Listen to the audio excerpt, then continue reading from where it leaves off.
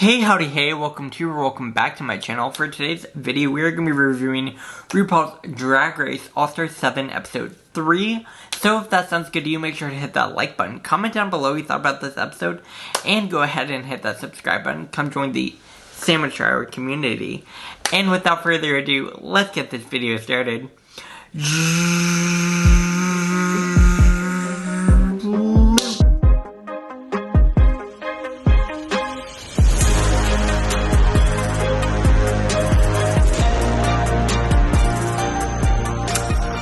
Alright.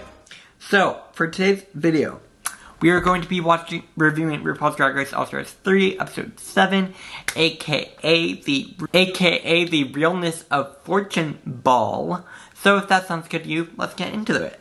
First, the queens start out by walking back into the workroom after the golden plunger has been given to Shay Coule.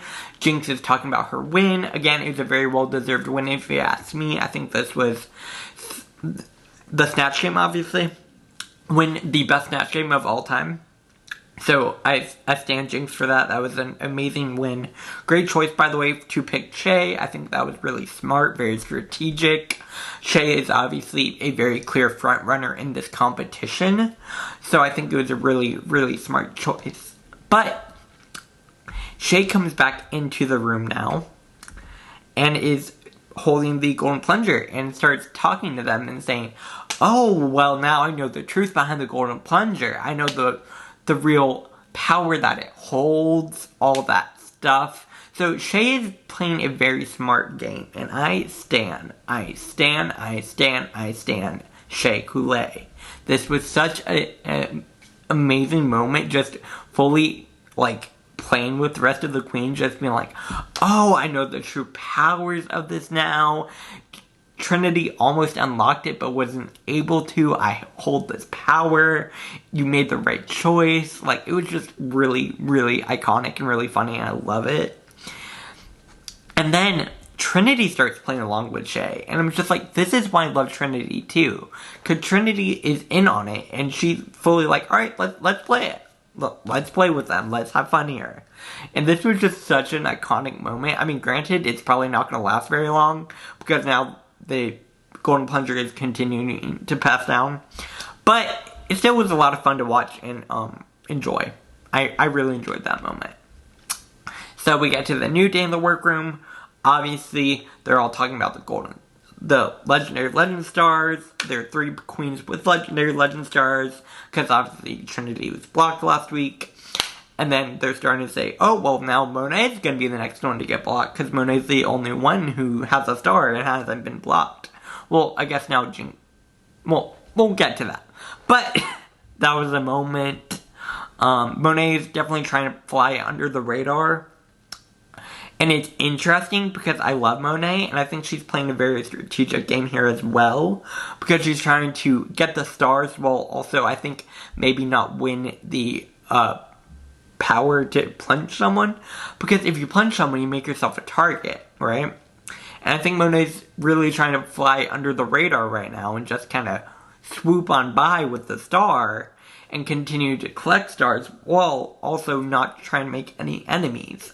It's a very, very smart game. And I think Monet does a really good job with that. So, they're going to play a mini game where they have to fill in the blank, play Wheel of Fortune sort of thing. But it's a double entendre sort of thing. So, for example, it's what's the t-shirt? Like, the t-shirt and what's the t... Anyways, it's a really cute idea. They're guessing the words, and then the result is Vanna White Party. And Jinx Monsoon wins the mini challenge, but she doesn't get anything for winning. But still, congrats to Jinx for winning, I guess. Again, I was watching this, and I actually started thinking about it more, because later in the episode, they have to present 3 looks, right? And one of them is a Vanna White realness look, right? So, I feel like they would have known about Vanna White already, so wouldn't this game have been able to wrap up a lot quicker? Or am I forgetting something here? I don't know, maybe I'm reading too much into this. Let me know down below if you think I'm reading too much into this. But I feel like since they knew about the Vanna White look, wouldn't they have known? I don't know. Let me know what you think. Anyways, then we get this spinning the wheel game to get what color sort of looks you're going to be inspired by for your final look, which is the realness of fortune look, right? So everyone gets a different color. Oh, I didn't cover the different categories as well. Let's do that real quick. So the first category is going to be Vanna White Realness. Wow, I'm not struggling apparently. But Vanna White Realness is the first category. Second category is like the double before and after sort of thing. So 2 things in one sort of look. And then, of course, the third category is the one that they have to make themselves. So, back to this. So, they're spinning the wheel. JINKX goes first, and JINKX gets purple. They're all spinning the wheel. One of the funniest moments was with Evie, when Evie won the $1,000 and then the $500. And then she landed on the bankrupt moment, so she lost it all. And it was just really funny. And also, in the end, I did notice that the Vivian did end up winning the money, which was nice to see, because the Vivian finally won some money from Drag Race. I mean, granted, it's $1,500, but still, that's more money than she got in UK. So, I mean, work. Let's go Viv, you know? But ultimately, everyone does get assigned a different location, different color inspired by that location. You get the drill. It's a really cute idea. I love this. I really, really like this ball. I think it was really well set up. And of course, we already have... You kind of get an idea of who's going to do well already from the start. There's certain queens who are obviously very good sewers. We get queens like Raja, who did multiple sewing challenges in her season and slayed every one of them. We get queens like, Jada, who literally made all of her looks for her season. We got Trinity, who can sew a lot really well, and Shay, of course. So those are like the 4 main sewers of the group who we know are going to do well. And then the Viv is doing pretty well as well. And then on the other hand, you have queens like JINKX. I love JINKX. Or as Ben de la Creme called her, Dink Monsoon. I'm going to call her Dink Monsoon a little bit. But JINKX Monsoon is here. And she's struggling, of course, because JINKX is not really known for her sewing abilities. And she ultimately does decide to sort of hot glue together a look instead of sewing it, because sewing it is a bit more difficult for her. Which is fair. Not everyone's going to be a seamstress. And then RuPaul comes in and does a walkthrough, talks to all the queens, they all show her ideas. Honestly, this walkthrough is a kind of short moment. There's not too much to really report from it. Like, it was a cute moment. You kind of get the idea. It's kind of like any other walkthrough, if you ask me. Yeah, we get an idea of what Jada's going to be doing. Jada's doing a lot of different separate small pieces to create a cohesive look. And it's really interesting because it's a lot of different textures, textiles, and all the things. Again, mixing all of these different materials is a really smart idea because it's making something complicated and yet at the same time super cohesive. And it ultimately looks really, really great. So, like, it works. It works, it works, it works. Right? And then we get JINKX over here struggling. Again, JINKX kind of struggles the entire time. Like, she's not the most comfortable when it comes to sewing. And then ultimately, we do get Trinity also helping her out to get together the look, because Trinity is really a helpful queen. It's a nice moment. But we're going to get to the next day, which is the ball day. Sure, ball day. We get this moment with Monet and Trinity when they're talking about the alliance, and they're trying to bring in more members into their alliance. And this is where it gets interesting, because Monet is playing a very strategic game, right? Monet is playing this, like, Survivor, essentially, is what she says. And she continues to try to incorporate new people into the group, right? So first they go for JINKX, which I think was a very smart idea. Because JINKX is a very fierce competitor, right? And if they can get JINKX in on their alliance, they're good to go, honestly. But JINKX is like, I don't really want to do that. I'm going to continue to play by myself. But I'll still, you know, you guys have been nice to me. I'll give you a little help, but I'm gonna continue on my own. Which I think was the beginning of the downfall for their alliance, because if they are trying to bring in more members, more people are gonna know about this alliance, and then it's not gonna really work, right? So later we get Trinity going around to different queens trying to get them to join the alliance, like Shay. And Shay also is not necessarily wanting to join. Shay is more like, this is mostly benefiting Monet, the only queen who has not been blocked. And again, Trinity is going off on her own to do all this, right? Monet is still working on her look, right? So if I were Monet, at this point when everyone is finding out about this alliance, I would throw Trinity under the bus. I'd be like, what alliance are you talking about, Trinity? I don't know what you're talking about. There is no alliance. Because if you do that, then you kind of... I mean, granted, it ruined the alliance, but at that point, the alliance was already ruined, if you ask me. But you still get on top. And I think that would have been the smartest thing for Monet to do. Because then she's on top. She isn't bothered at all. And gets all the points, right? I don't know, maybe that's just me. Let me know what you think down below. I think that would have been a really strategic moment for Monet, because Monet could have just thrown Trinity under the bus and let her go, and just continued on her own at that point. Because I do feel like the alliance isn't really going to hold anything anymore, now that almost everyone knows about it, right? So at that point, I was just giving up on it. Full tea. But, again, that's my own perspective on that. So, we get to this main stage. RuPaul walks out. RuPaul looks great. Guest judge, I love her. She's great. Work. Vanna White appears, because obviously the first category is Vanna White Realness.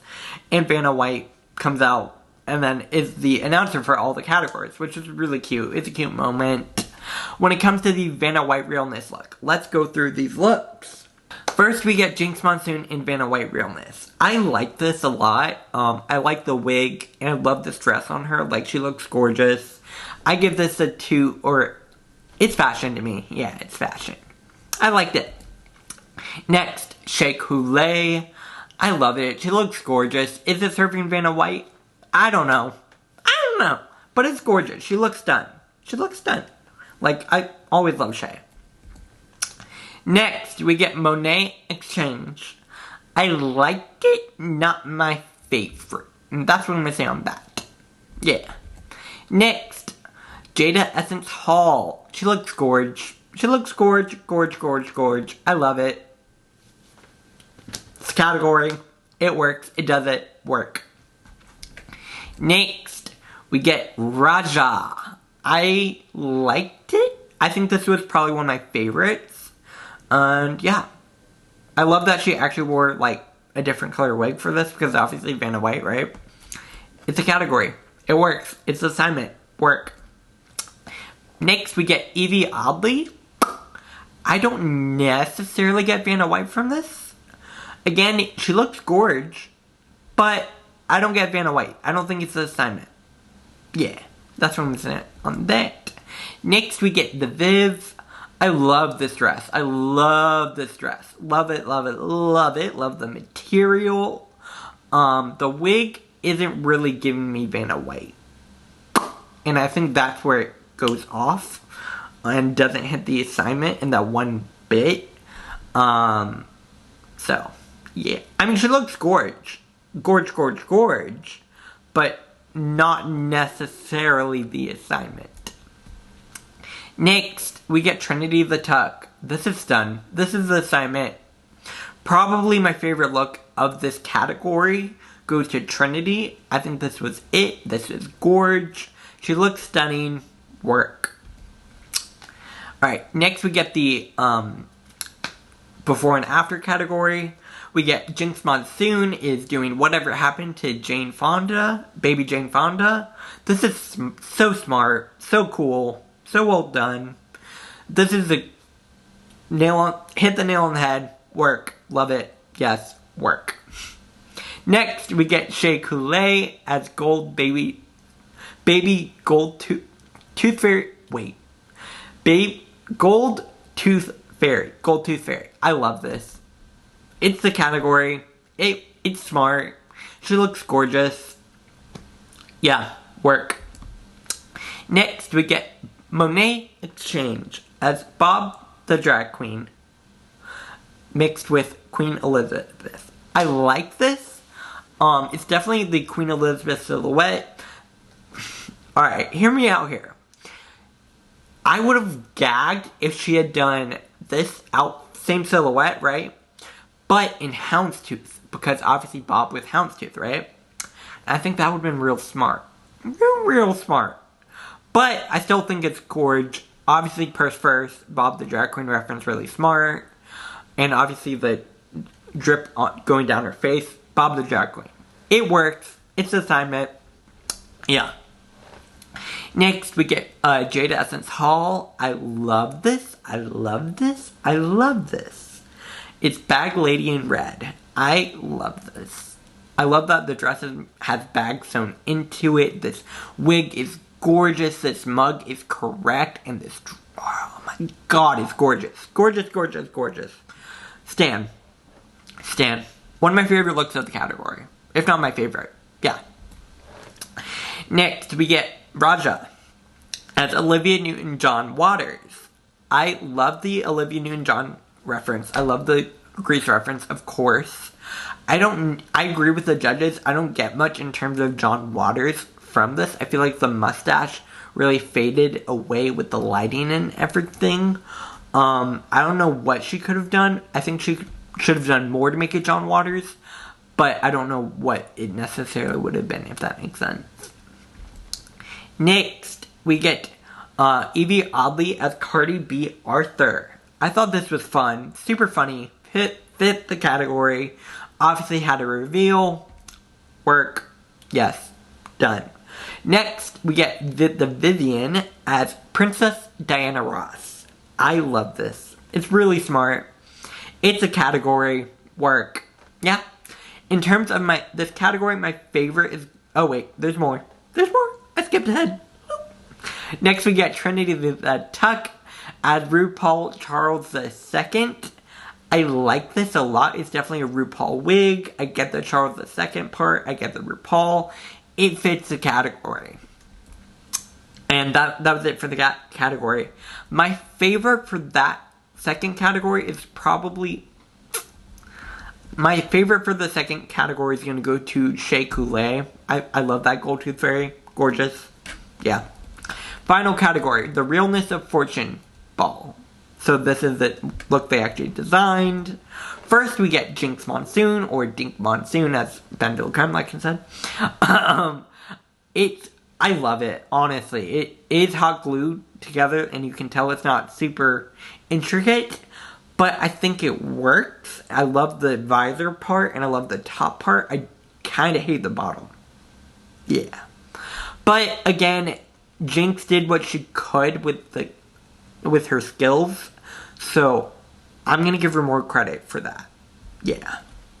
Next, we get Shay Coule. This is stunning. This is stunning, stunning, stunning. She looks gorgeous. I love it. I love that she was trying to go away from the bridal aspect, but ended up veering into it, and honestly, it works. Next, we get Monet Exchange. I love this wig on her. I really like this. Is it my favorite? No, but it works. It fits the category. Smart. Looks good. Better than the sponge dress. Next, we get Jada Essence Hall, and I love this. I love it, love it, love it. Gorgeous. I love the mug. The outfit is stunning. She made it. She made boot covers for this, too, if you watch it on Untucked. Like, boot covers? Custom boot covers? Really, Jada? Damn. I mean, we knew she knew how to put together a garment, but this is gorgeous. Yeah. Next, we get Raja.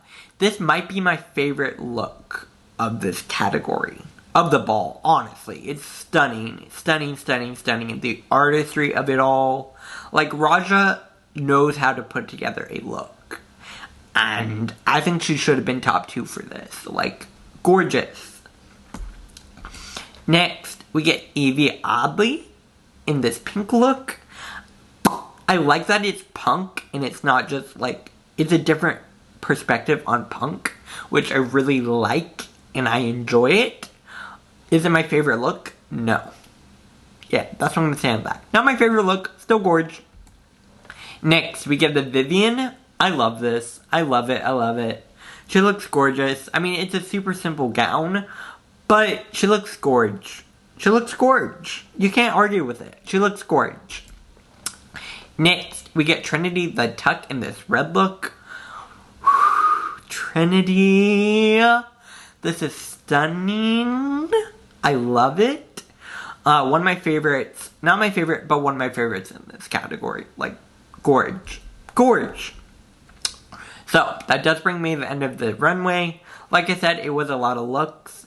Overall, my top two would have been Raja and probably Jada. Or Shay and Jada. Those were my top two. Jada was definitely in the top two. But, whatever.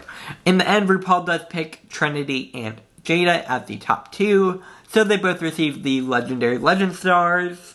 Which is cool work. Yes, gorge. I would have gagged if we had gotten Jada and Shay in the top two, because for the lip sync song, we got Green Light by Beyonce. And could you imagine if we had Jada and Shay lip syncing to Green Light by Beyonce? We could have gotten that. Don't get me wrong. It was great seeing Jada and Trinity do Green Light. But if we had gotten Jada and Shay, oh, it would have been over. It would have been over. But, again, Jada slayed. Jada slayed. It was definitely Jada's win. Ultimately, and RuPaul did decide to give the win to Jada. Well deserved. Jada just embodied the song so well. She looks gorge. I love this look on her. That wig, the spinning of the braid, like, just everything. Gorgeous. So congratulations to Jada for winning $10,000. And now she gets to block someone. Guess who Jada Essence Hall is blocking? Jada Essence Hall decides to block Dink Monsoon. This is such a smart choice. Honestly, I think this was probably the best choice she could have made. It just makes sense. JINKX even said, like, oh, this is my 1 weak spot. So of course she's gonna block her. You know, like, duh. But again, I think that was a super smart choice by Jada. Again, I stand Jada. Work. That does bring the end of this review. Let me know what you thought about this episode down below. It was super fun to watch and review for you guys. Let me know what else you want to see on my channel. And I will be back here later with another video. Make sure to like it if you liked it. Comment down below. Share it on social media. Hit that subscribe button. Come join the Sandwich Hour community. We have a fun time over here. And also follow me on social media. Twitter, Instagram, and TikTok at Sandwich Hour. And of course YouTube right here. Hit that subscribe button. And I will see y'all later. Bye.